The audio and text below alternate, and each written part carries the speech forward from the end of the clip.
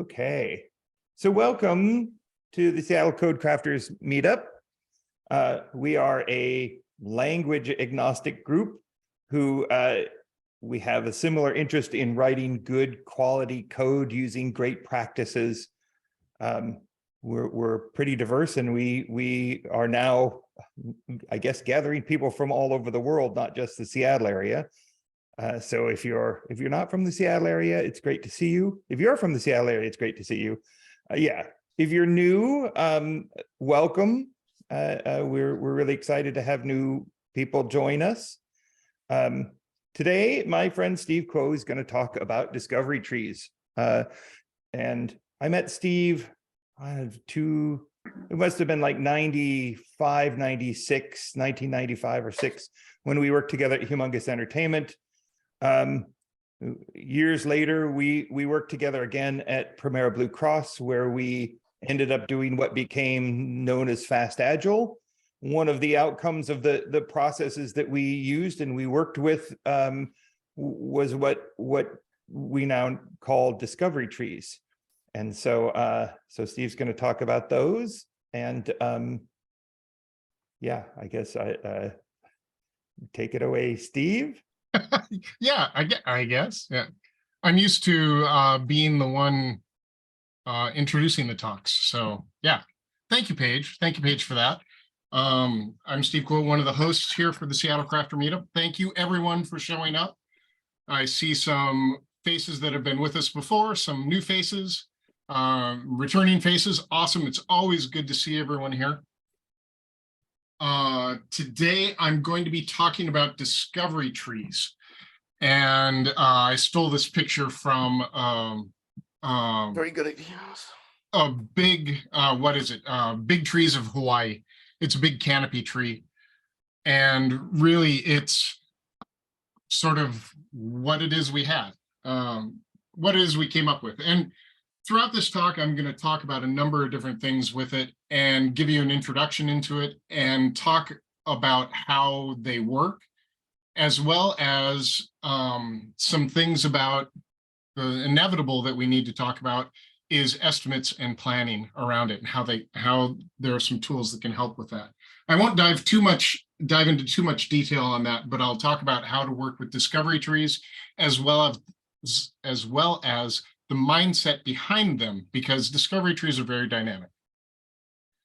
And just as a quick question here, who really likes to plan, talk about, and estimate their work and projects? And quick show of hands, I'm guessing not a lot. Because I personally like to spend most of my time writing code instead. And then let's take that one step further. Who here really likes to manage expectations and deadlines? I, for one, am not a fan of that. That's one of the reasons why I really like Fast Agile so much, and sort of how I've gone in and been evolving discovery trees as we go.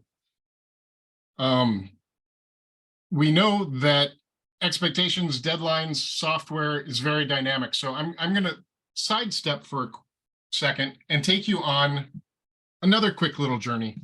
Like, who here likes sand and tropical beaches? I personally am a big fan of it. I've got my Hawaiian shirt on today. And last week, there was the Eddie Aikau Big Wave International surfing competition on Oahu that takes place at Waimea Beach. The Big Eddie, as it's called, is the crowning jewel of all surf competitions in the world.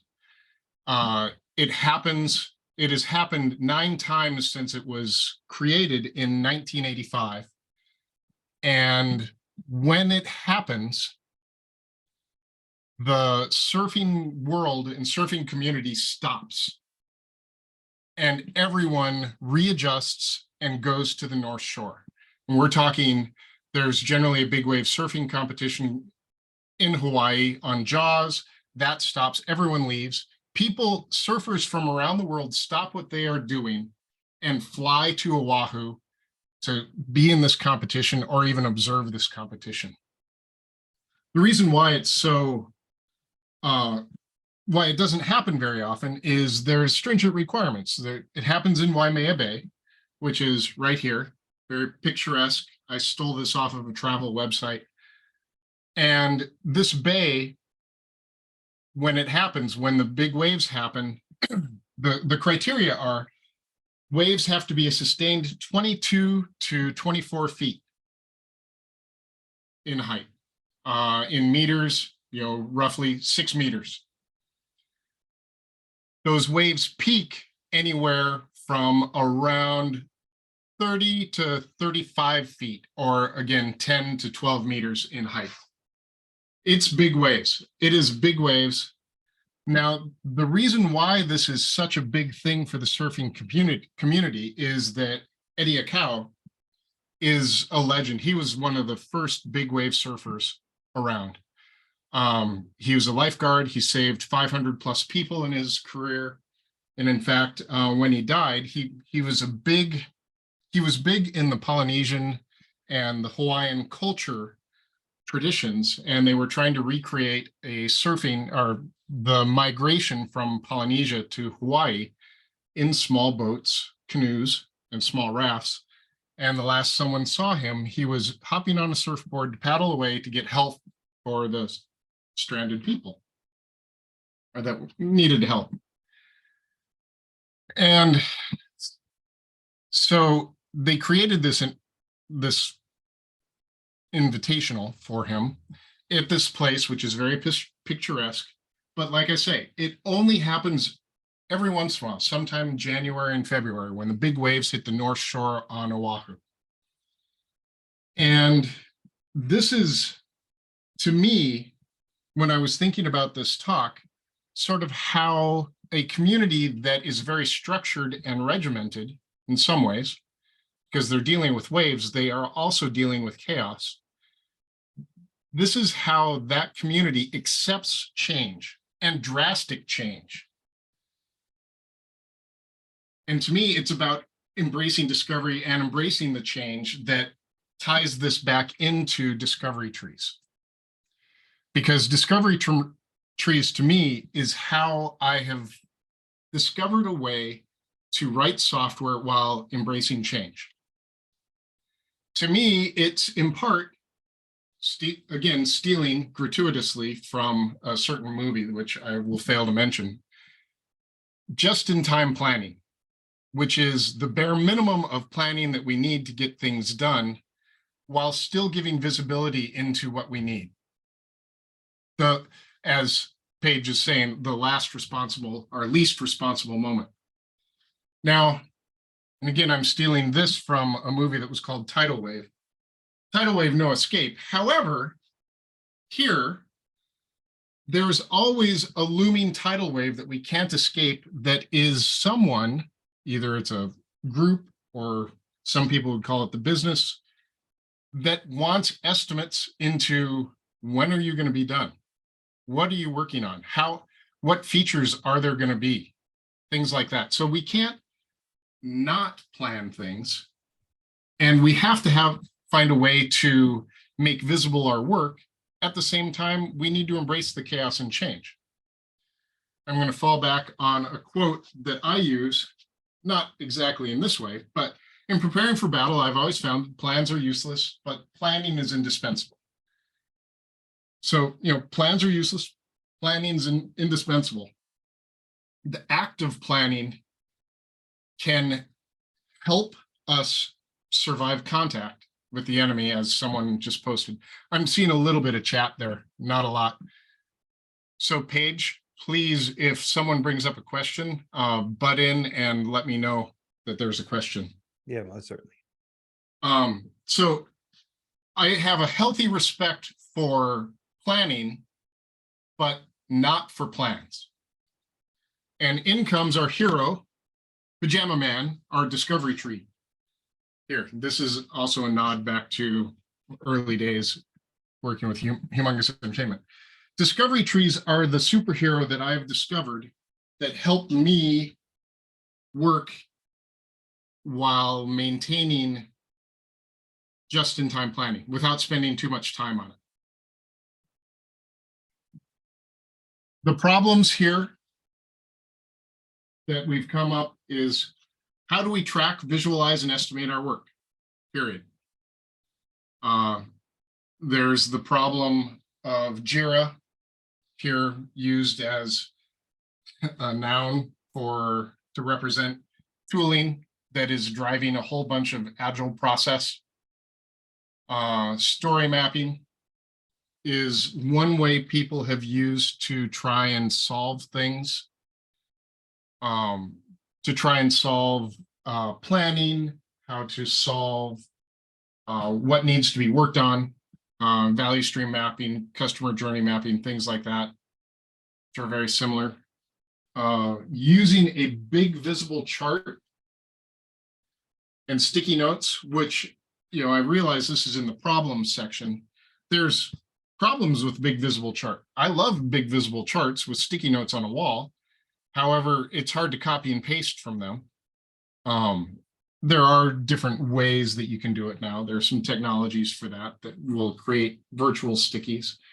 But a big visible chart, however good, doesn't work so much for the second problem, which is remote. Or the next problem, remote.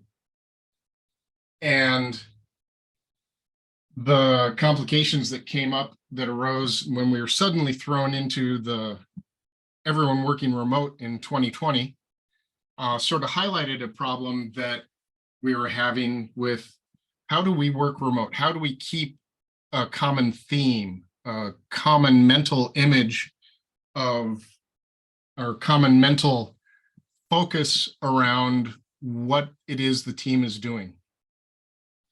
Then the big caveat, the big problem is estimation. We're always asked to estimate our work in one way, shape, or form. How long is it going to take you to do this? How many things do we need to get? And please note, I'm in the middle of a home remodel, and part of the thing around estimation is they don't know what they don't know. When they open up a wall, it could have a whole bunch of dry rot, or it could be pristine. It could be perfect. Same thing with our software.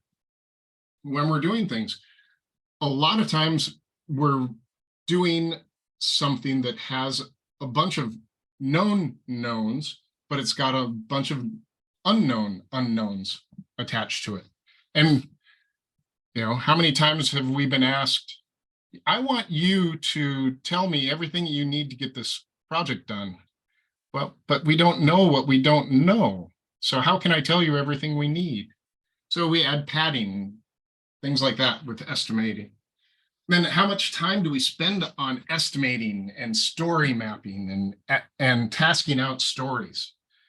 What's the bang for the dollar or pound, or the value of the customer in all this work that we're doing around estimating and tracking stories, right? Not a lot of customer value for that, unless you look at bigger picture kind of stuff. The history, and discovery trees are the way that I've come to best solve a lot of those problems. Now, a quick step back into the history of discovery trees. The name has evolved. I'm not going to go into the numerous different names that we've had for them, but discovery trees seems to have stuck for about the last couple of years. It was originally emerged from Ron Cortell's Fast Agile, the very first implementation of that, and it's evolved separately from that since then.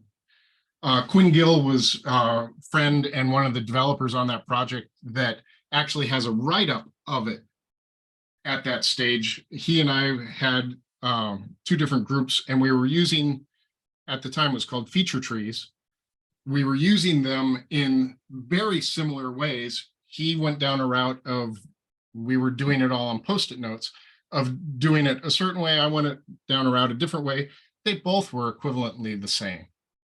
And then obviously 2020, COVID hit. I had to learn, adjust, and adapt all of this to working remote, and started playing with Mural and Miro. Hate that those are both so close in name, and other online tools.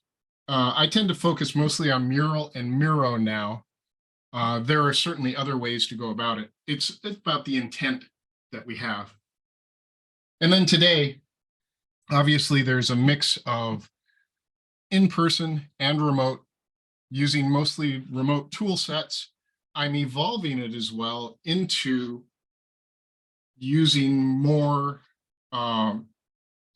into using tool that I've discovered now most recently with the Monte Carlo simulation, a way for me to keep using the discovery tree the way I like using it, and then also get some estimates and some dates out of it. Dynamically driven, of course. Then finally, a nod to Ron. I'm not sure if he's here or not yet. So Agile has given us tools to get really good at software delivery. Agile's really good at software delivery. We now need better dynamic ways to get good at discovery. And that's was a talk that Ron gave crafters the end of last year, that really what we're doing more of is discovery work, not software work. And it's about finding how we can be good at discovery. And that's where discovery trees come from. So finally, what is a discovery tree? Well, to sum it up, it's the simplest, easiest way that I have yet discovered to visualize work and give estimates now without doing all Agile planning theater. Does anyone know what I mean by Agile planning theater? Does it involve getting in a big room and putting a lot of stuff up on the wall and taking like 3 or 4 days? Oh wait, I'm sorry. I'm picking on safe. I'll stop. I was going to say choo choo. That's what it is. Release train. Release trains. All aboard. Yeah. Ding. Yeah. It goes back to what I talked about, is how much value is there for the end customer in this. To me, and this is my biased view of it, is that it's theater in that it's something we're doing to come up with a date that makes people happy, but it's all guesses, and it's a delicate house of cards that we're basing all this on. My background, I don't have a comp sci degree. My background is actually in biology. I've got biology degrees, worked in biotech for many years. I like data. And to me, the discovery trees with the Monte Carlo simulations gives me estimates based off of data. So right here, I have a number of different discovery trees. On the left are some post-it based discovery trees. And on the right are some that are more that are either Miro or mural based discovery trees. And essentially a discovery tree is a hierarchical tree that starts with a top level item, and then generally as you find and discover tasks dealing with that top level item, you add them as leaf nodes underneath it. Upside down tree, are the roots of a tree. In the post-it side, on the left-hand side, you'll see some of them are crossed out. They have a single slash through it. Some of them, there are occasional double slashes. Sometimes a card is turned to 45 degrees. Those are different ways to track if work has been done, if work is in progress. There are some that have post-its on it that have a little post-it that says blocked. That work means that it's blocked. Those are the traditional boards that the boards on the left have evolved from. Now the boards on the left are a little bit more dynamic. They're obviously an online tool. A lot of times there will be a key. If you can see in the one that's in the middle right, that the big Miro board, my cursor's over this area that is showing a box that has these different colored Post-its in it. And those Post-its denote certain things. Like one is, what is the theme of this frame? What are stories that need to be worked on is the yellow. Pink is what is a story that's being worked on. Orange is a story that is blocked. Green, a story that has been finished. And black is a parking lot item. What we've discovered as soon as we went to the online versions, what we discovered is that the mural boards, the discovery tree, started to actually house other data that was associated with the project. You can see in the upper left, we've got Arlo's 7 stages of naming. That was something that the team talked about and found valuable. So valuable, in fact, we wanted to put it on the board to remind us, hey, let's focus on our naming. In the board that is on the bottom right, you see there's a white frame in there that has some text in it. Those texts, the text in that box is actually command line commands for using the tool that we were playing with that the whole team could use and reference. So it was sort of our online note-taking as well, too. What you'll actually see is that most of in that same Miro board that has the notes, most of the leaf nodes underneath have lines connecting to them. There are some that don't. There are some yellow Post-its that, well, number one, are blank, or some that just have Post-its that are hanging out. And those are notes to ourselves of things we need to remember, but we're not necessarily sure if it's a work item or not. So it's work that we've discovered that we may or may not want to track. Is that making sense to folks?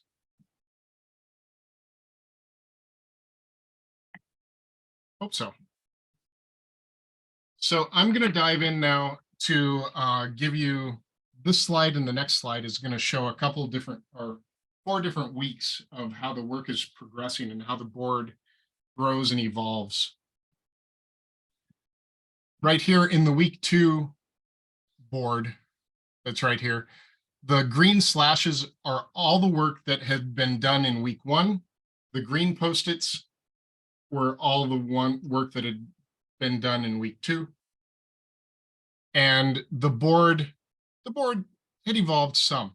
Now, there's a key point here with this board right here and how we were working it is, I said a lot of this is just-in-time planning and getting in and doing something. When this team initially started on week 1, we actually came up with 3 Post-its at this top level here. And we only had 3 that were there.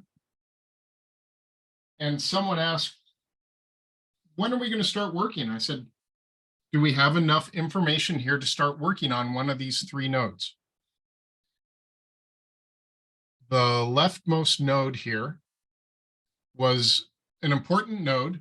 It was actually the crux of a lot of the work that follows from it that we needed answers from. And we started working on that one first. And we started our discovery tree. And within about 15 minutes, after coming up with these 3 items and tasking some stories out, some tasks underneath it, and asking that question, we said, do we have enough that we could start working on that leftmost one? And the answer was yes. So we stopped tasking things out and adding things on there, started working on those until we got blocked, which we very quickly got blocked. And that exposed that risk to people that were not hands-on keyboard running, doing development, but it exposed it in that within one day, so the next day when we came in and those stakeholders were there in the meeting, they're like, well, why are you blocked on that first story?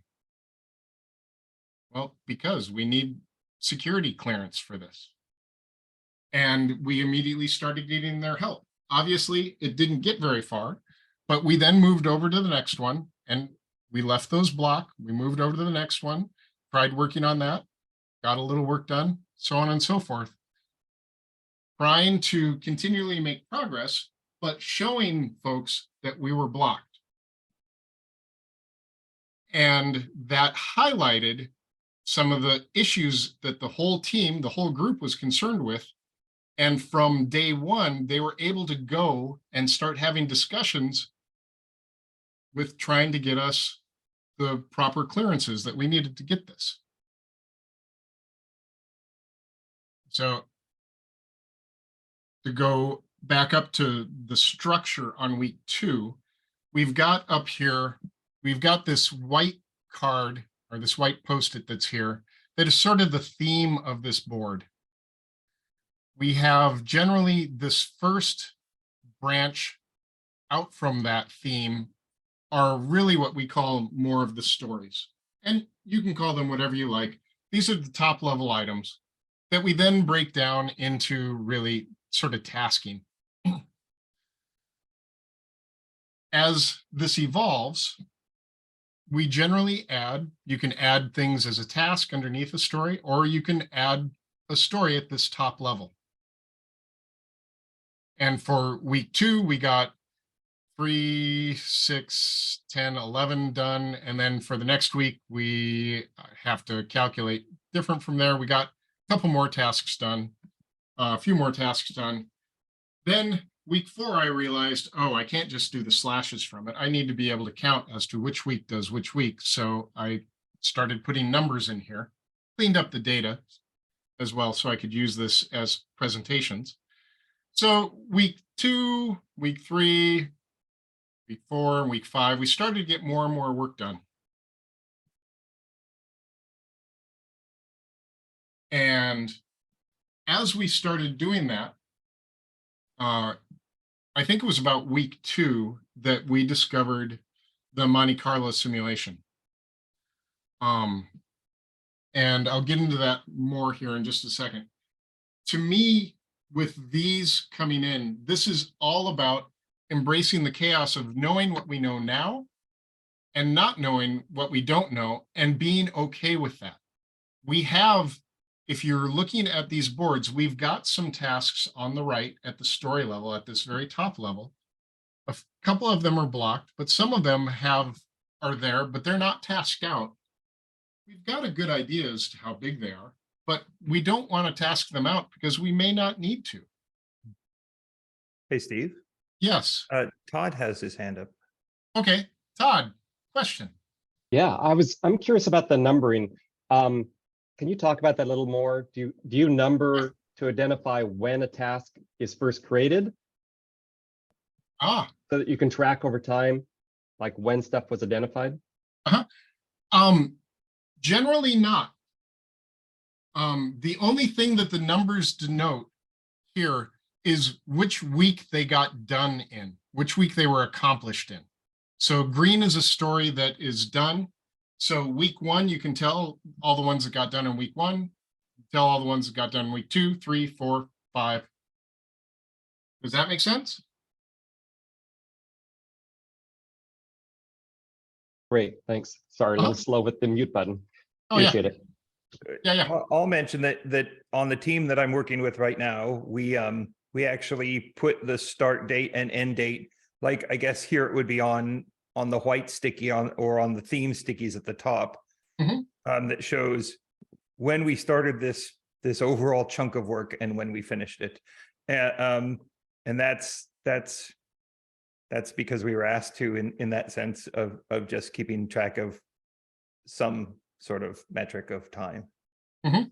Well, and I'll get into some of the metric on time in a second, and I'll try and remember that question. So this is about embracing the chaos and really about trying to maximize the amount of planning not done. We're not trying to go out and we're not trying to plan a whole bunch of stuff.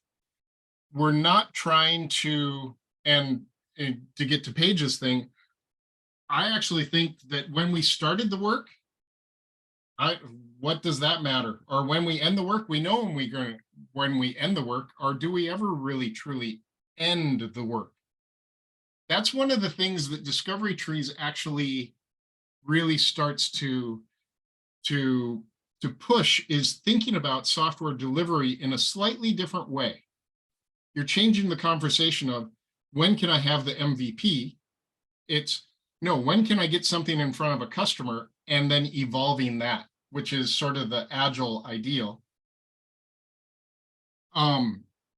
It's also about limiting work in progress. If you remember those boards that I showed previously, and I'll show them here in a little bit too, is there's ever only one story or one card at the very end of the branch that is pink. No, not pink. It is, yeah, pink, that is in progress. Now the branch might show that it's that it has a bunch of pink cards in it, but really once you get down to that bottom node, there's only one, and it should only be one. So we're trying to limit our work in progress and show some discipline. But again, to me, it's the simplest possible thing to get something in front of the customer so we can start getting feedback. And the company that I'm with right now, they were building, what you saw there, the library. They have two different clients that are going to be consuming that library. And it sort of blew their mind one day when they realized, oh, hey, we could actually put this in front of one of our clients right now. We don't have to get everything done to get it in front of both clients. We could put it in front of one client and then start getting feedback. Now, that's technically not a customer. I get that. And that's a bigger issue with the company that I'm with right now. But that's small things. I did see a question. How do we report the project status burn down? Yeah, I'll get to that. I'll get to that. I'll get to that here in just a second. So this also embraces emergent design or evolutionary architecture, because we know what the end goal is, and we're making hopefully making good choices. We're making choices on how to get there and trying to find the path of least resistance to getting something there. And then all of those things that I mentioned above are things you have to keep in mind. So it does actually take quite a bit of discipline to get there and to get into that state. Another key point here is think of the board as write only. So, or read only, sorry, write once, read only. That you can't go back and rewrite history. You can't go back and reopen a card that you've already done. Ask yourself, why are you needing to do that? And let's add a new card at the other end. We always add it on to a working side. Don't go in and reactivate cards, unless they're blocked, of course. Locked cards are a special case. And this gets back into changing the question from when can you guess we will be done? And I put guess in there deliberately because it's all a guess as to when we're going to be done, versus how quickly can we get something in front of a customer? What is the quickest, easiest thing that we can get in front of a customer? So we can start getting real feedback as to what we need to give them. And then, but back to the point, and I don't have my glasses off, to the question, someone will always come back with the question, well, that's great. I know we need to get something in front of the customer. When will you be done? Really? I just need a date. When's your readiness date? Which is the new term that I'm hearing. Yes, we need to give dates. I hate it, but I understand it. We all do, right? So estimates. How long will it take until you're done? Well, one way that we can do it is add all the top level stories you can think of. And that's that top level that I was talking about. Add all the top level stories you can think of and use the Monte Carlo estimation tool by Troy McGinnis, linked here, Focus Objective. It's free. It will yield a database set of confidence intervals for you. It will actually change the conversation. Because now what you have is you will have these confidence intervals. I'll go to this slide. You have these confidence intervals. And if that makes whoever's asking for a date uncomfortable and they say, oh, I can't do it in September, or I can't do it in October, I need it beginning of September. You can then go in and say, okay, well then what stories on there, what items can you do without? And you can start walking things back and rerun this forecaster until you get a date that works for them, but also assuming that they know that this is a forecast. But now you're making decisions based off of data, not based off of wishful thinking and crystal balls and scrying into the future. Here are some of the examples that came from those boards that I posted earlier. Week 2 showed us a data of 220 for 100%. And again, I'm taking the 85% intervals. So after week 2, they were like, okay, we can deal with that. We can deal with it February. And then week 3, they're like, okay, you're fine. Week 4, they're like, huh, it's growing. Keeps growing. That interesting. And then week 5 came along and they're like, oh, wait a minute. Now you're really growing.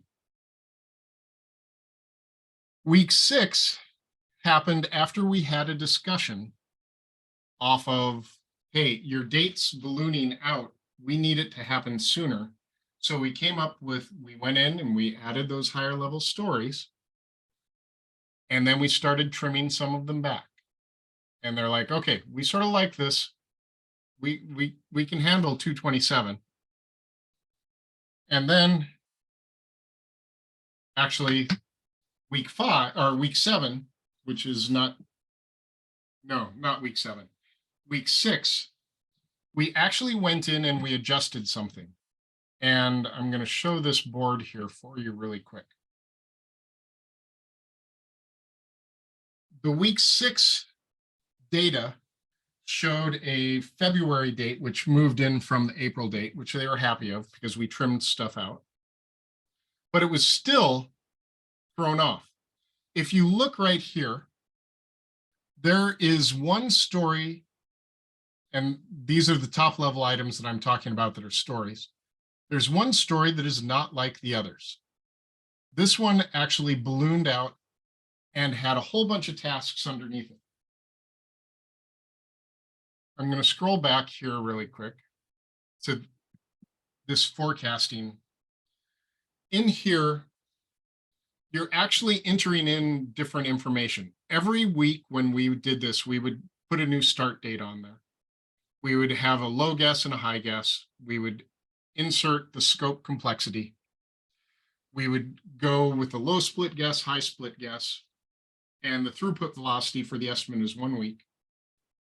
And then since we had a bunch of data points, we were using data, not down here on line 19, we were using data for our estimation rather than guesses or industry standard. And when you play with these numbers, it runs a bunch of simulations and it gives you these confidence intervals that are here. And what we found when we came into this right here, that one big story right here that has a whole bunch of tasks underneath it blew up our numbers. We can't rewrite history. We can't move things around differently, but we can actually in our data model say, you know what, that one item that had 28, 30 some tasks underneath it, we can just remove that one for now. When we removed that one, our confidence interval went from February to November.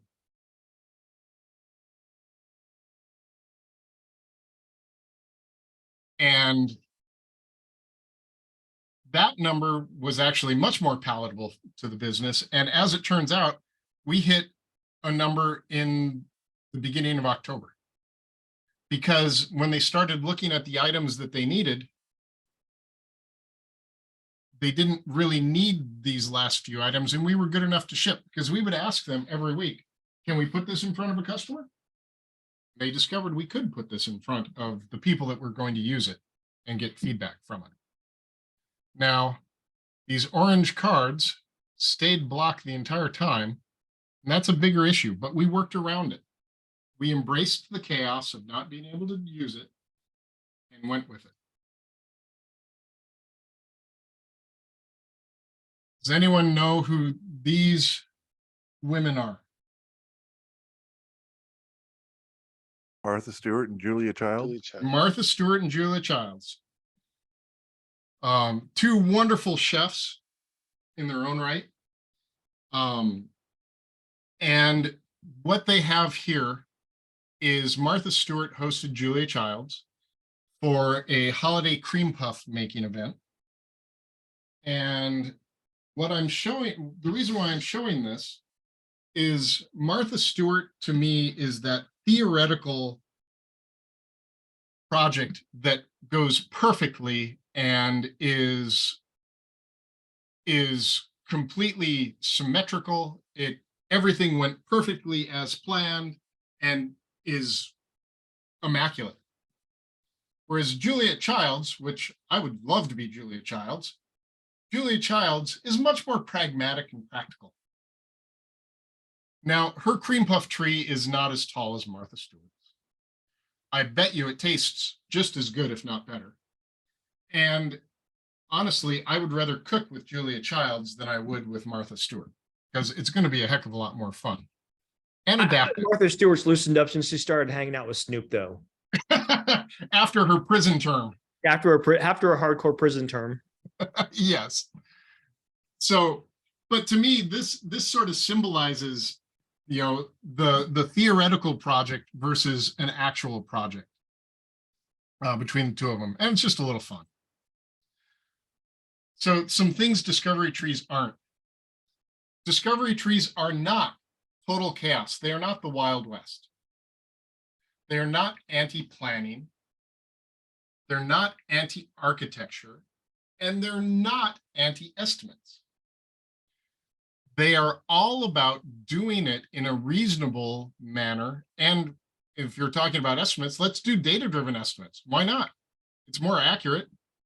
Can't be worse than guessing through your crystal ball. Some entry-level experiments on ways to introduce discovery trees to teams is to come up with bugs to fix. Why not? Throw that in. Refactorings, areas in the code that want to be refactored, or classes or methods that want to be refactored. Things that you're discovering from it and the progress on it. Technical debt that you've identified inside the project. A small new feature that you want to add in, or roll your own adventure. Find a way. Find a way to just dive in and say, hey, we're going to try and play with this. We're going to try and do it. So go back and from a high level talk about discovery trees so we can get to QA and actually talk and interact about this. Is discovery trees are all about visibility. It's all about having a big visible thing that people can come in. And I want to emphasize, I have product people that are coming in and looking at the discovery trees because they want to know, hey, what's with all those orange cards? Why can't that happen? It's good because then you get them on your side. And it's a focus on limiting work in progress, WIP, and delivering value to a customer, finding a way to get something out of development and in front of people that are using it. It does take discipline, and there is database forecasting that can be layered into that. And I'm giving more talks other times on the Monte Carlo estimations. That's a much bigger topic than trying to combine discovery trees and Monte Carlo simulations. But I found that they work. I was skeptical at first, and Matthew Carlson convinced me. And well, he helped me to try it out to begin with, and now that I've seen it, it's good enough. And I'm using it. My words of advice coming in is remember to focus on the simplest, most minimal thing you can do that embraces the unknown unknowns of development. And to tie it back in, aloha, I'm Steve Kuo. There is a blog post on the Industrial Logic website about discovery trees that sort of goes into some of the basics on how to set one up. It doesn't go into Monte Carlo estimation. I haven't written that one yet, but I will be doing that soon, hopefully. And anyway, I'll stop talking. Let's talk. Questions. I'm sure there are plenty.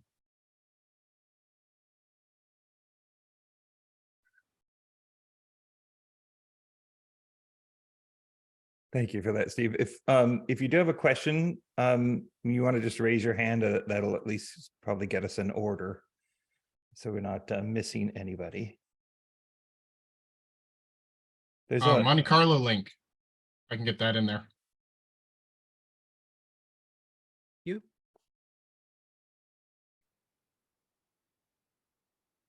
David. Hi, Steve. First time attending, and I'm already loving my experience. And thank you so much for giving the talk. I had a question that I posted in the chat about discovery trees versus opportunity solution trees, and there were some folks that chimed in there, and I'd just love to hear you riff on it a little bit. It sort of seemed like they could be the same thing, or maybe they're used for different purposes. Can you talk a little bit about that? Yeah, no, great. Number one, good to see you here. Hope you keep coming. We do have a YouTube channel too that has some of the past talks. You know, I have not heard of those trees, and it could very well be that there are a number of emerging solutions that are going to be very similar. In fact, I would have no doubt that there are going to be a number of emerging solutions that are very similar to things, is similar to discovery trees. Because to me, this is about the convergence of, and talking about the historical version of it, we had story mapping and we had value stream mapping, and we were trying to figure out, can we work with this? And we're like, no, we can't. Because, you know, yes, we can work with the stories that are delivered, but that doesn't map to working on them and tasking them out. Additionally, there's Kanban. And Kanban is single workflow, limiting work in progress, taking the most high priority thing. So in one part, you've got story mapping, another part you have Kanban. And then the big thing that I really, really wanted to get is visibility. And I think, you know, I see Paige here, I see Garrick, Mark Fay was there at Primera. One of the things that we drove into our heads because of FAST was we need visibility. Someone needs to be able to walk up and look at it and tell what's being worked on, where we might need help, or if we're on track. I would also sort of add in that, so Teresa Torres came up, or talks mostly came up with, I'm not exactly sure, but the idea of the opportunity trees, and they are super similar. Right. I think the opportunity trees tends to focus more on that business problem solving side in terms of creating those opportunities for the outcome that you want. And you can think of them as the same, except ours are more technical chunks of work based to get the code that we want. You know, you could use both of them. The idea is, like Steve was saying, more making the work visible. And it is kind of funny that we kind of came up with this, we used it, and then we started to see that, oh, there's other things just like it, because it's a good tool. It works well, right? And so people have figured out this tool works well for different areas of work, whether it be opportunities or code or, you know, what have you. But they are very close, I think. So we've actually tried experimenting with combining the two approaches. And so far, it's actually worked really well. One thing I made a comment is that it has reduced any kind of wall or siloing between the two groups. So engineers are involved in the discovery work, products involved with, hey, what does the smallest possible slice of value look like? Mhm. And it's allowed us to move away from what I would say date-based milestones and more about, hey, here's the number we're trying to move for the customer. It's got us focusing more on actual value-based metrics. And so we're done with a thing when the numbers move to the right part of the scale, right, in terms of what we're providing from a customer value standpoint. So it's been a little difficult kind of shifting the board's mindset because we're a PE-backed company to understand this experimental mindset in terms of how we're approaching solving for the customer, but everybody else below that is bought in and it's been working really great. So these results are starting to show at the board level and starting to have an impact on them and getting the buy-in. But I highly encourage other teams to try to combine the two. It's been working really well. Awesome. Thanks, Matt. We have a couple hands up. Margaret? Yeah, hi. I have two questions. So my first question is, I really appreciated how you showed the way that the discovery tree changed week over week as your team worked. How frequently would you like update this tree and like how often did your team look at it? Like, was it the kind of thing where it was always open on the side? You know, maybe as work is going throughout the day, you'd shift it around. Is it the kind of thing where like if you have a stand up or some other ceremony, that's when you would look at it and update it? What was that workflow like? That's a great question. At a minimum, we would look at it once a day. We didn't really have a stand up because we've got single workflow. We didn't need to have what I worked on yesterday, what I worked on today, plus the teams that I'm working with most of the time are ensemble as well. So everyone knows what we're working on, but it's an update for the business or people that aren't directly with the ensemble all the time. So the daily status meeting or the daily sync up is where we would all at least look at it once a day. And sometimes we would look at it a lot during the day. Other times we wouldn't look at it other than maybe to update, yeah, we got this story or this task done, mark that card, and let's bring in another card. So it's a bit dynamic, but I would say most of the time it's just like having it open in the browser so you can go in there and put some notes in there or add a new card or update a card. Yeah, so pretty frequent.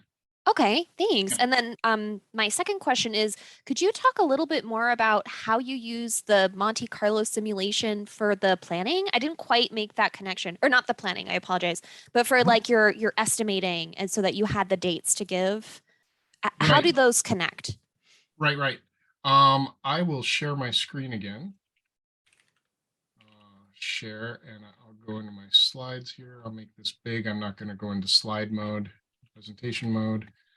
I will come into this one right here.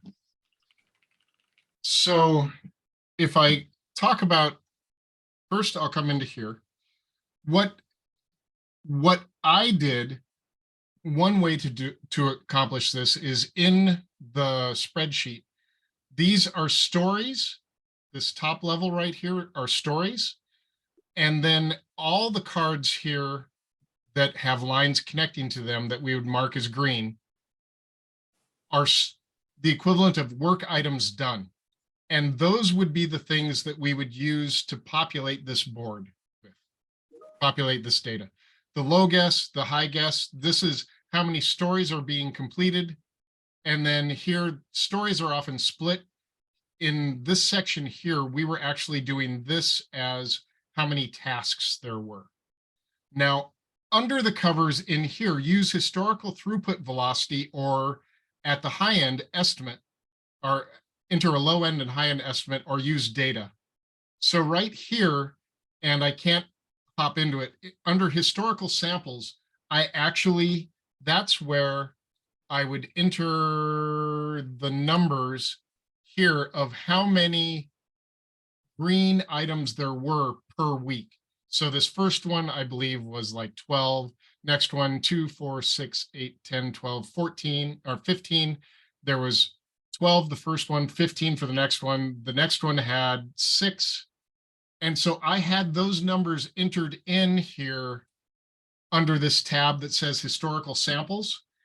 And what that would do is that would give me an average velocity. And that was the velocity that it would use to run the simulation that would talk about here, the top line, 5, how many stories, and then 11, how many tasks under each story. Is that, it's a lot of numbers and statistical things thrown in, but does that sort of answer your question? Yeah, it does. So basically, you would like as you progress through the work week over week, you would have more historical data that could be used to like get a more pinpointed Yep. time. And Yep. did you find that this was accurate, like as the project neared its end? Well, so right here, these are the confidence intervals that came from that. And I'm only taking the top end confidence intervals for it. What it did is it showed, and so far when I've run this on a number of projects now, that date always extends out, keeps extending out, because as developers, as product, new things come in all the time and new things are discovered. Mhm. However, there comes a time when you end up having the discussion that we had at week 6. It's like, wait a minute, we have to ship something sometime soon. We Mhm. can't just keep going out. And that's when you start saying, you now have a different discussion. Mhm. And it's not something that happens a month from release, from that fictional date that you created, and now everyone has to go into crunch mode. It's the product sees this every single week and goes, but the date's not coming in. Why? Well, it's because you keep adding new features. Mhm. So, oh, they're like, well, we didn't know. Oh, okay. So what features can we cut? And then right here on week 6, that statistical anomaly of that really big one that was right here, Mhm. we removed that, and that tightened up our numbers, and everyone's like, yay! Mhm. Right? Mhm. So it's, go back to the Martha Stewart and Julia Childs. It's not pretty at first, and you'll get there, and you're feeling your way through it. Yeah. But Okay. it's having the discussion, it's engaging the discussion and being able to have it regularly. Yeah. Thank you. I'd be super curious to see that spreadsheet and like the equations in it, but thank you so much. I Yeah. appreciate it. Yeah. Awesome. Good. Good question. Can I just add one little thing on that? Just Yes. I just want to paraphrase. So the historical data you put in was at the task. I mean task level things under us, what you were calling stories under that tree, and you Yeah. were just counting which ones were done per week. Correct. And then for Monte Carlo, it's actually estimating how many.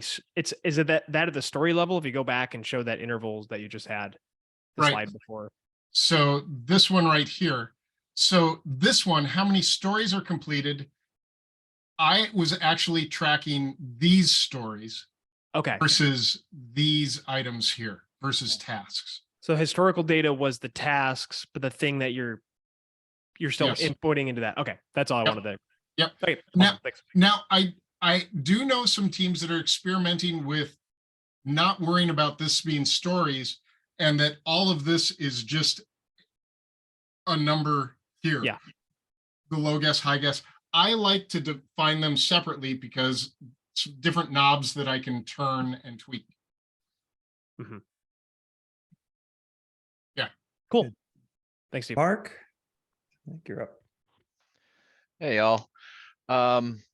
So my question is, it looks like these discovery trees that you've presented tend to be for single stream work delivery. How do you manage discovery trees in a multi-stream delivery? The current team that I'm on has about 3 different value streams that they're working. How would you reconcile that? So right down here, we've got our deploy, and I'm going to stretch this just a little bit. So these are actually can be 3 different value streams, or you could create, and I'm going to use Miro terminology here, is you could create another frame that is your other stream that would be underneath it. And you just have another tree with it. And we often find that there are times when we're like, here's a chunk of work that we thought was part of this, but it's actually almost a whole nother story or another, it's another map or discovery tree we need to make. And we'll either make it a different color so that it's called out, or make another frame right at that time and put that chunk of work, whatever we were going to put on that sticky, that becomes the top level sticky for that. All right, fair enough. So we maintain multiple discovery trees for multiple value streams. Right. Cool, thank you. But also remembering to limit work in progress too. Yeah, that's a constant battle. It no matter where you're at, I have yet to not have to fight that battle all the time. But yeah, right now for the team that's working on this, we were doing one ensemble. We split it into 2 ensembles, and we have one that's working on infrastructure work, and the other's working on this work here. We have 2 separate Miro boards for that, and it's 2 separate work. We could have had it on the same board if we wanted. Yeah, putting on the same board's an interesting way of knowing if you have too much whip. Because if Yeah. no one can make heads or tails of the board, because there's so many things going on, that's you kind of answered your question right there. Karen, really quick answer, and we'll get to you in a second, George. Are there any Miro templates for this? No, there are not. All it is a post-it and a line, and throw a frame in there. So it's pretty simple. I'm a wash and wear guy. Simplest possible. George? So I think you might have just answered my question. The question I have is, did you have or create any tools to facilitate populating spreadsheets or something like this with a little more accuracy, a little more immediacy, going, up to this point? And would you foresee that's a good idea going forward? Then I just want to make a comment after. Yeah. I'm not a big tool guy. To me, it feels like as soon as we codify it in the form of a tool or a template, that we're not able to adapt and adjust it as well. I think Stephen Baker was talking about something, or maybe it was Cody, about coming up with a tool for this. And if people want to make a tool on how to do this, by all means, come up with it. To me, it's pretty simple to go into Miro and just start dragging Post-its and lines connected. And then when I need to, throw them in a frame.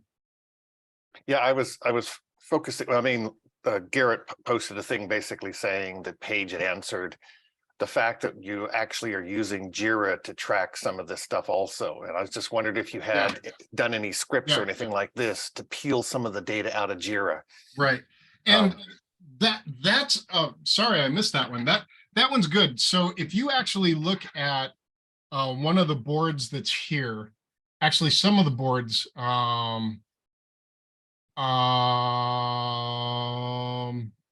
yeah, the old school boards that are here have a number associated with it, and that's a Jira number. And so if you need to tie it into that, you can tie it into that. In this walking skeleton here, that white, the whited out Post-it that I had on one of them that's on this one, that actually has a Jira ticket number on it, that all of the items here can go under that Jira ticket number when you're doing a check-in. Right.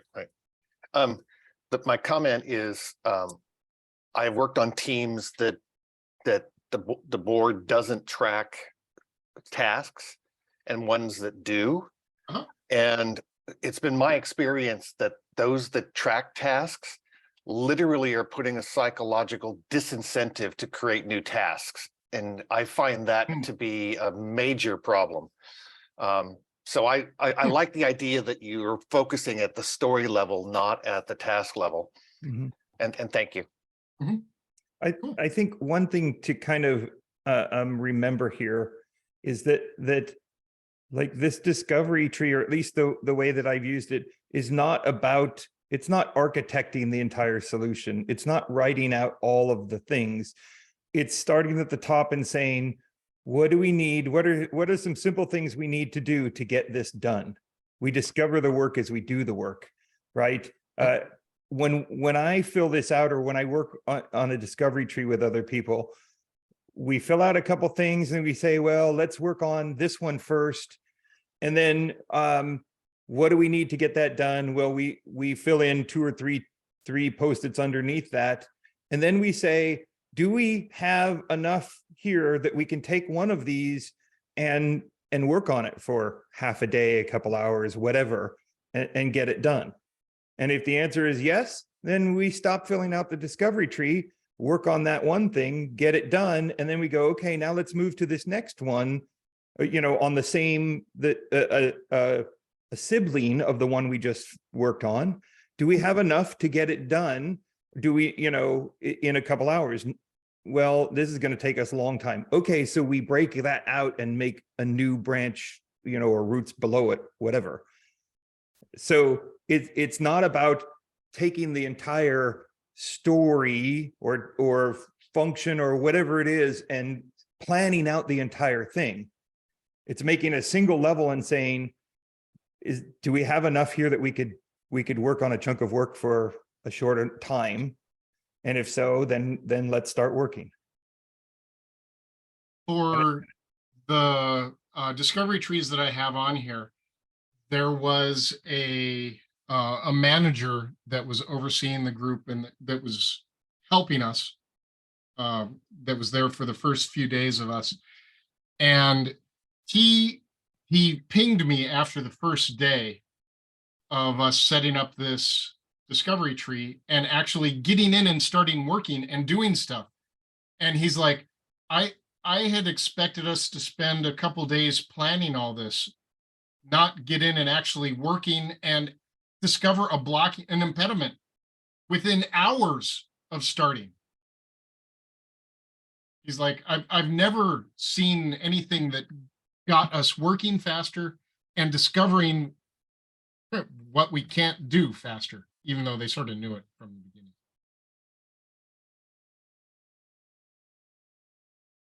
And I would also like anyone, that's attending, Cody loves Jira and is an expert and would love to be managing more. Nope.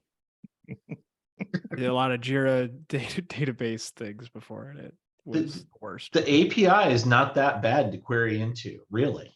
That's not bad. No, I did like Jira instance admin management stuff. Like I had to update Jira. Yeah, exactly. Yeah. Other questions? Happy to answer more questions if we have them. Sure, I have a couple of quick questions, just simple. One is kind of like, how much time did you spend, like on average, just to like kind of look at the board, transpose that to numbers and kind of get an answer, like, and how often? And then related to that is, how do you make sure the work in progress part is actually really highlighted and visible for people? Yeah. Good, both good questions. So for the work that I'm working on with one company I'm at, everyone's pretty much settled on 1 week iterations between estimate updating or running the Monte Carlo simulations. And actually, one of the awesome things that one of the gals is doing is she's running this simulation, and she's got it in a spreadsheet with the captured images in them of it. So, and it just spliced down to the confidence intervals, very similar to here. All she's doing is taking screenshots of these for each one of those weeks. And it's amazing the engagement that the business has with this. Being able to see it evolve on a week by week basis. I mean, normally with Jira and with the old ways of doing it with the big room planning and all that, a project is green until it switches to red, which is generally a month or 30%, 25% of the time to the end. It all of a sudden goes red, and then they miss their date and they're red until they're green and it ships 3 months late. But this, you're able to see those dates pushing out from the beginning. Yeah. And then your second question, what was your second question again? So how do you make the work in progress really visible for everybody? And how frequently do we update it? Yeah. Searching for a good one of these by making them very visible. In here, pink, there should only ever be one pink thing with this. And I don't know how this one's green and that one's pink still, but that's, if you look at some of the early ones. I see. So pink is work in progress and everything else is done or not done. Yep. Okay. Or blocked. Cool. And so in here on these physical boards, on this one down here, it was, if you rotate the card 45 degrees, that's the work in progress. And for a wall board, you can easily come up and see, what are they working on? Well, it's the one that looks like a diamond rather than a square. For some of the other ones, and I'll put my glasses on, and this was one of the ways that we played with it, is you would put, if you look at this card right here, it's got some angle brackets in each corner. And that's the work in progress. And That when was- it would be, when it's completed, you would put the horizontal or the diagonal line in there. That was basically what I was going to say, that that mechanism is one that I brought over from early XP days when we did, we do 2 iterations, but we would do a very serious diving into the code, planning of tasks. I think George might remember some of that. And that also was part of our mechanism. That bracket was in progress and the slash. The satisfaction of that when we had everything up on a physical board for the iteration, whether it was back then with pre-planning or looking with discovery trees when you've got either the notches or the slash through, is that in terms of communication, you can take a half-second glance at that board and see where the progress is, because it just stands out that much. It screams at you when you see all of those slashes and whatnot. Also, the other thing that we'd end up doing, and sometimes we do something similar, is if we had something that was new or something unexpected, we might flag it as such, like, challenge or new or something like that. It's just like, oh, we've got a whole branch that's coming in here. When we talked about this, we didn't anticipate that. And sometimes those would be notes to ourselves to go back if we had a retrospective or something like that and say, by the way, we ran into blank. And if we were doing a lot of pairing and whatnot and necessarily rotating as much as we'd like to, sometimes we do better than others with that. That would be like a point of something that we'd want to bring back to the rest of the team. Mhm. That, we stumbled on a new here or some particular challenge. And so if you look at the Miro board that's right here, you can tell the pink tree, the pink leaf nodes that were being worked on. There's no terminal leaf. So there's a possibility that either one, this is blocked, or this one can, is active, and we're either going to work on this one or that one. But to me, this is a transition day where we haven't actually noted what we're working on yet. One of the things about this walking skeleton up here versus the walking skeleton down there, 2 different boards. This board is actually done even though it has yellow Post-its on it. And it can be taken up and worked on again in the future as needed, just resume from where it's at. So and most of the time, and my experience with discovery trees, you never finish all the tasks on a board. Because there are always, these are notes, these are items, these are things, hey, we could do this, but we didn't have to. We got done early.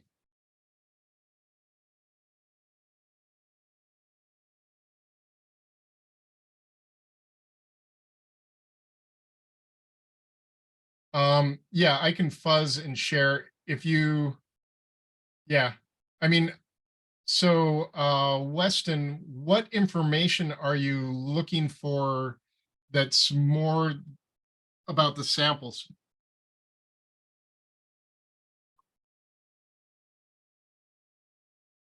Or is it just too small to see? Right. I will put a link to this guy right here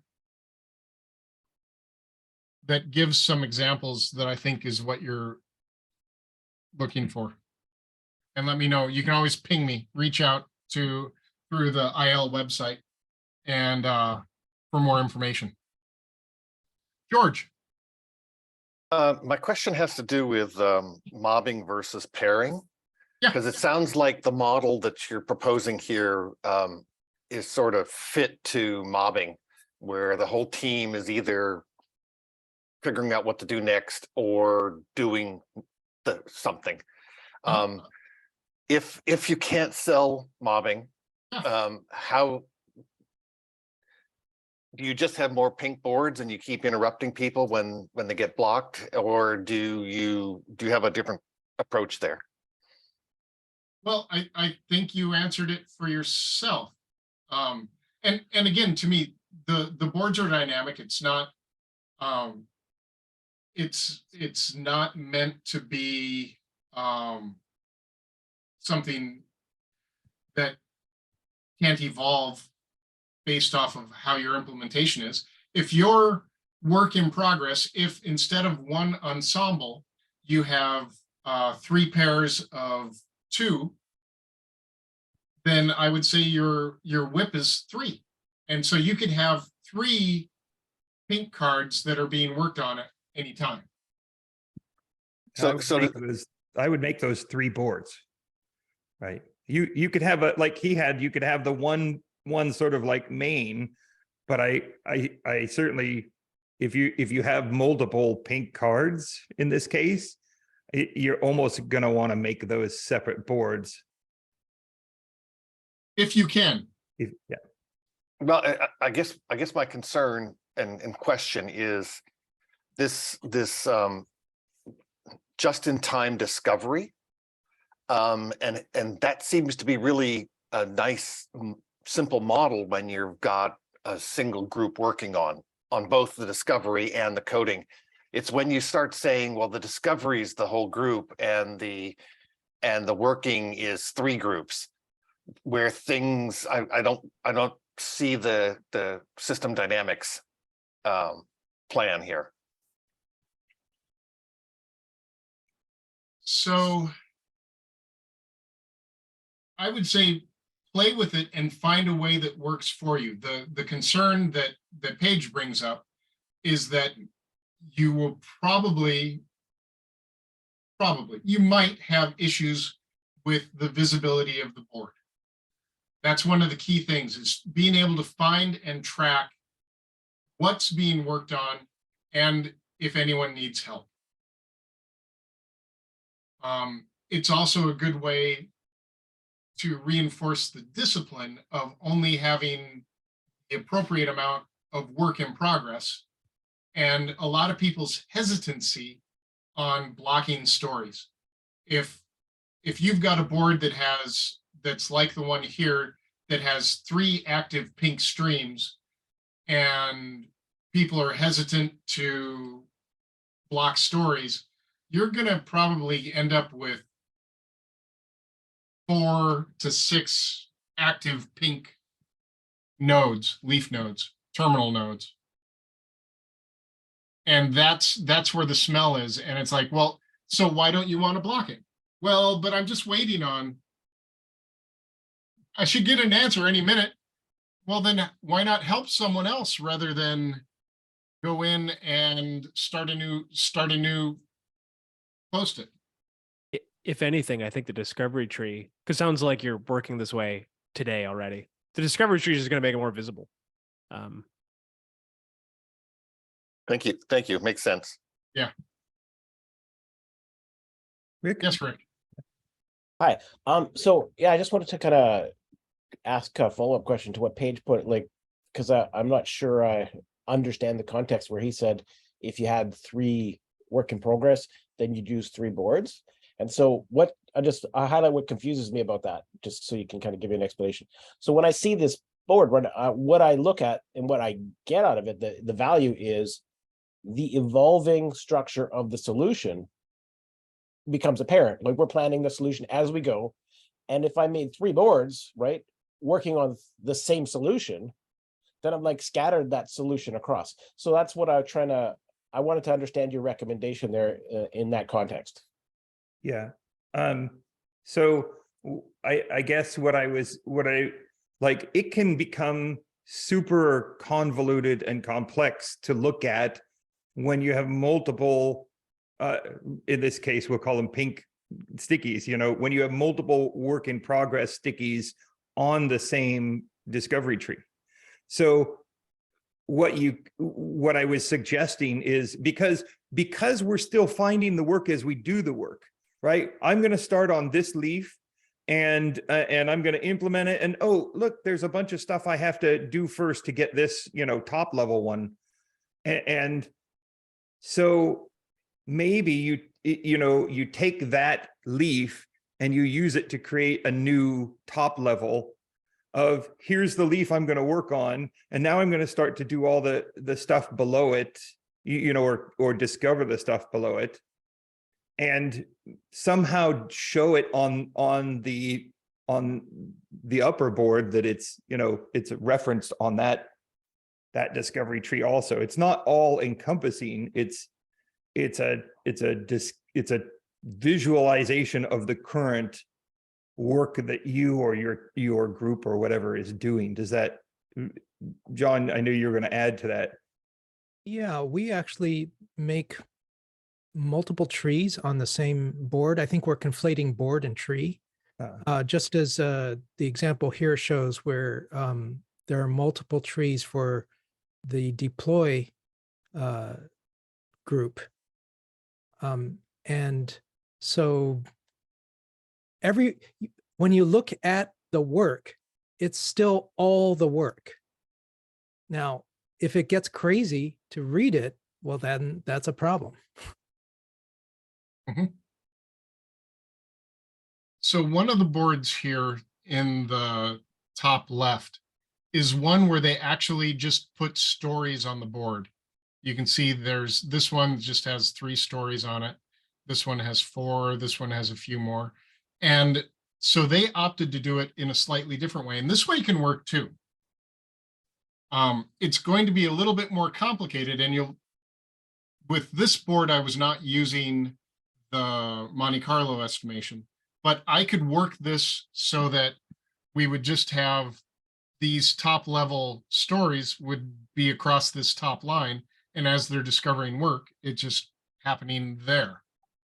But I would strongly advise that a pair or individual only ever work on one story at a time, that you don't have multiple pairs working on the same story, because that's just going to be a lot of toe stepping, I would think. Depends how big your stories are. Right. So I guess you could really just start simple, have one tree.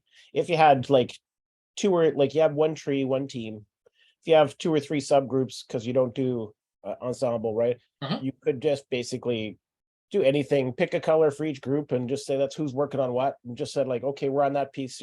And if it gets confusing, then you can, each of those groups could just pair off some subtrees for the details and just keep it linked. Right, just like, because that's too much detail for the main tree, so spare it off. So basically, if it's too much detail for the main tree, then you do you wouldn't do a separate tree for the whole solution. You just do that little piece is over here, and just keep the detail, the noise out of people that aren't involved in that piece. Is that kind of Yep. It Okay. is my hesitancy. One of the tweaks that I might suggest to that, just from experience, is it to keep the key simple.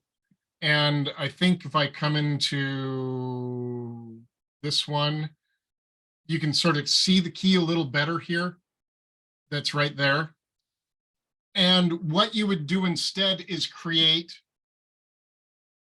I'm going to come up to here. And in here, we've got little circles. And I think those little circles are the names of the people that are working on them. Yep, that's correct. Yeah. So you would keep this with the same key that you have, and you would only ever have the, if we're using the key in this one, the pink ones would be work in progress, but you'd have a little sticker in there that says who's working on it. Yeah, good point. That's kind of what I was thinking. It's not what I said out loud, but that's what I was thinking, imagining in my head. Yep. Yeah. Yeah, it falling back on what are the keys, and to make good choices for how to do it is, and why I put this in here, is visibility. We want to, how do we make it easily visible? Because we could very easily have custom colors and do all these other things, and it just gets crazy. Simple. Make it so the CTO could walk by and know what's going on. In fact, I think that was one of the mantras that we had back with the first fast implementation, is anyone can walk by and know what's going on. One of the things I would look at, and I think you mentioned it earlier when you were doing the Monte Carlo, when you were doing the stats, and you show the numbers, at this point, you'd say, here's our date, right?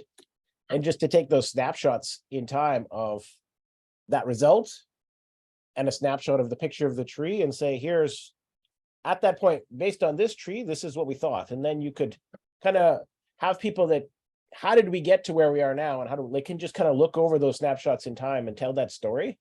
And I think that's hugely valuable, is to, if you're going to, I would recommend saving those snapshots and making them visible. So people, how did we get where we are? And because you can walk back, why is it taking us so long? Because remember here, and then we just added this massive complexity and we decided it was critical.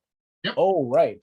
And so being able to walk back and tell that story is really powerful, because you're doing just-in-time planning, Yep. right? Yep. And just-in-time discovery, to not lose those important histories. And what's powerful about it too is anybody can walk by. So product can walk by and be like, whoa, we don't need to work on that yet. And it helps just bridge the discussion, because we're developers are typing away code, they don't know what's going on, sort of, depending on how they're communicating. But by having that visible source of information, anybody can look at that and see what's going on. What you're talking about, Rick, is absolutely this picture, the screenshot, with that one story that exploded into a whole bunch of tasks. That is exactly what we went back and we looked at, and we're like, our numbers, we're really close to being done. Why are our numbers so skewed? And we looked at it and said, oh, it's because we've got our average story without that one has like 5 tasks on it. But if we include that, our average story now has 12 tasks on it. And that skews your date through the Monte Carlo simulation. So we're like, okay, we'll massage the data, we'll throw out the anomalous one, and we'll learn a lesson to, let's have smaller stories. We could have broken that big one into smaller stories. And that's what we're working on from here. Yeah, and I think that's a great example. And one of the things I wanted to mention is that, the when is it done thing is when is it going to be done? It's a huge problem for everybody, right? And this fundamentally, just keeping in mind that the value of this discovery tree is that you're discovering not only it's what you're discovering as you go, what is it going to take to solve the problem? Right? What is it going to take to implement this solution? Because you're already decided it's a basic solution, right? Mm-hmm. What is that going to take, right? To be sufficient, right? And how long is that going to be? And starting very early, being diligent about that, and saying, well, here's what we know. And the rest we just don't know. And just basically saying, based on what we know, just the stuff we know is going to take this long. And we're working on it. And we're discovering. So getting right to, and then whenever we add something, we will update that picture almost like from an organizational behavior point of view, almost automatically. Right. Yeah. It's like it's just magic. Hey, we don't have to stop and have a quarterly planning meeting. Mhm. We added this, we looked at what the result of what the impact of that was. And this is the fast agile mentality, this is the agile mentality is the impact of what we just decided. Okay, how did that impact our business? Right? It's kind of our culture. We own that answer together. Mhm. And I think that's really powerful. And I think people might miss that from this. It's like, we just own that answer. And this, what we decided, what we agreed on to change, this is how it impacts us. Yeah. And if you don't like that, then we should make a different decision. Yeah, we can make a different decision if you want to change it. Yep, absolutely. Very intuitive.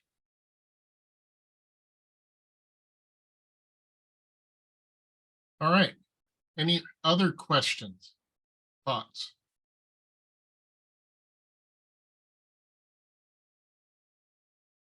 All right, I have to resize the window.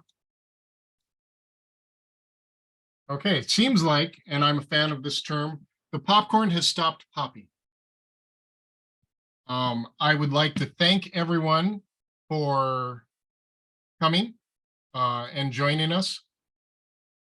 I hope that Discovery Trees, you've got more information. You might want to play with it. I know a number of folks that are here that are playing with it, something to tweak. If you need or want, go to the IL website. You can reach me, contact me. You can contact me on our Slack channel, the Crafter Slack channel. Happy to talk about it and do and help you out and answer questions with it. This is a tool that's been incredibly valuable for me. And it's the best that I've found so far. I'm continually working on evolving it and other things and other ways to do it. Next month, we have Llewellyn Falco coming. He is coming. He was supposed to be here this month. I had to come up with this talk last week about documentation made easy. Simple, easy ways to add dynamic documentation. So Llewellyn always has some good topics on there. We are filling up our talks for this year. I believe we now have January through April speakers. We may even have more than that. If you're interested in talking, we are a homegrown, home-supported group. We like to nurture and grow our own crafters and give people the confidence to speak. We're generally accepting, except for when I talk, of how people make mistakes. I have clothes and I put pants on today, so it's a win-win. So please let me know. You can always ping me. We like to have speakers talking about things that are language agnostic, although occasionally we have something that's language specific. And it's about improving our craft. But I would like to say thanks to everyone that showed up and hope you have an awesome day. Stay safe, stay healthy, and write some awesome code. Yeah, thank you, Steve.